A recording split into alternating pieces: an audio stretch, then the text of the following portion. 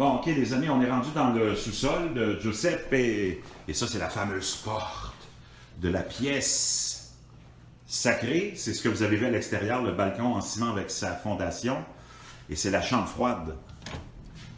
On va entrer dans la chambre froide où vous allez actuellement dans toutes les propriétés italiennes vous retrouver avec une réserve de vin. Beaucoup d'Italiens le laissent dans ce qu'on appelle les damigiane. Mais Giuseppe, lui, c'est un expert.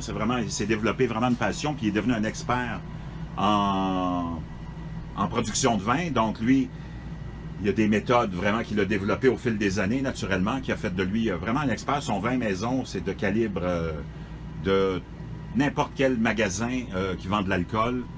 Son vin peut se classer dans les vins de 20 à 25 $ facilement. Donc, Giuseppe, lui, c'est vraiment un maniaque. Donc, tous ses vins sont embouteillés. Comme vous pouvez le voir, il y a une étiquette aussi, avec une année. Puis vous avez le type de cépage et l'année.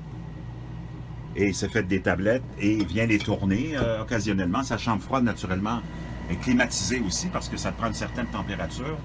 Ça, c'est tout le vin de l'année dernière qui est dans les damigiane. Tout est contrôlé avec la température, avec le taux d'alcool sur chaque damigiane. Joe, c'est vraiment... c'est un maniaque. Donc, il y en a partout, vous voyez. Ça, c'est toutes des damigiane qui contiennent à peu près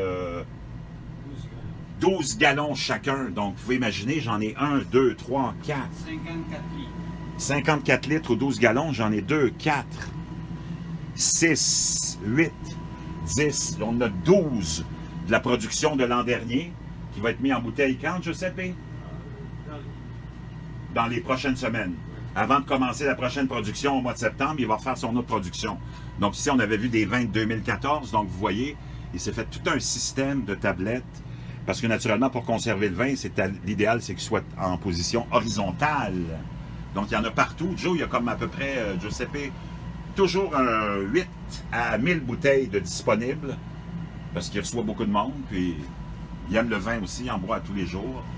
Donc ça, c'est classique. Après ça, on peut voir au plafond, ici, tu as tout le système de suspension de crochet qui s'est installé là. Ça, c'est lorsqu'il fait sa fameuse sopressate, quand il fait son prosciutto, quand il fait sa saucisse séchée aussi, il fait de la saucisse fraîche et de la saucisse séchée. Quand il fait sa mortadelle, naturellement, ça vient et c'est suspendu ici. Il ne faut pas oublier que c'est une autre méthode de conservation de la viande, hein. On peut conserver la viande aussi en la faisant sécher, en faisant de la viande froide. Donc, Giuseppe, lui, c'est vraiment un gars passionné, puis qui, naturellement, il y a plus 20 ans, mais avant, il faisait leur sauce tomate en boîte, il faisait plein de choses, les poivrons en boîte, mais là, il s'en tient à sa production de vin, parce que lui, c'est un amateur de vin. Et il fait son prosciutto, il fait son sopressate, parce que c'est un calabrese, donc le sopressate, c'était vraiment d'une tradition calabraise, puis je peux vous dire une chose, tous ceux à qui j'ai fait goûter ce sopressate-là, il n'y en a pas un qui a jamais goûté quelque chose de semblable, même les Italiens. Donc ici, on peut voir, on a déjà un peu de viande qui est en train de sécher. Ça, c'est des beaux prosciutto que Joe nous a préparés, toujours au mois de janvier, d'ailleurs, qu'on prépare la sopressate se fait au mois de janvier, la plupart du temps, la saucisse, le prosciutto aussi. Donc, prosciutto qui est en suspension, qui est en train de vieillir correctement.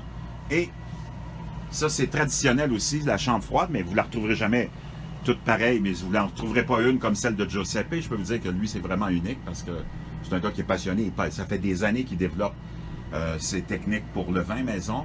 Puis je peux vous dire une chose, il a atteint un niveau exceptionnel. Lui, il achète du vrai raisin.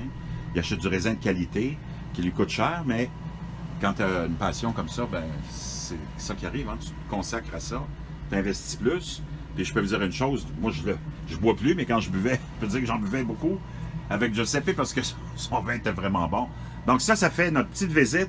Bon, il y a son slicer aussi, hein, c'est pas dans toutes les chambres froides non plus que tu vas trouver un vrai slicer, hein, découpeur de saucissons, parce que lui, il y en a beaucoup. Puis c'est vraiment essentiel, surtout avec le prosciutto, d'avoir ça très mince. Donc ça, c'est vraiment traditionnel, les amis. Je voulais vous montrer ça. Puis je peux vous dire une chose, s'il y a une guerre, en tout cas, s'il y a une pénurie de vin, puis si je recommence à boire, je sais aussi que je m'en viens, hein. C'est pas ici qu'il en manque, parce que là, il y en a déjà à peu près 800 en bouteille. Il y en a un autre 800 qui attendent en demi-jante d'être mis en bouteille. Puis rendu à septembre, ben Giuseppe va recommencer une autre production complète. Donc ça, c'était la petite visite d'une maison classique italienne, montréalaise. On se retrouve de l'autre côté.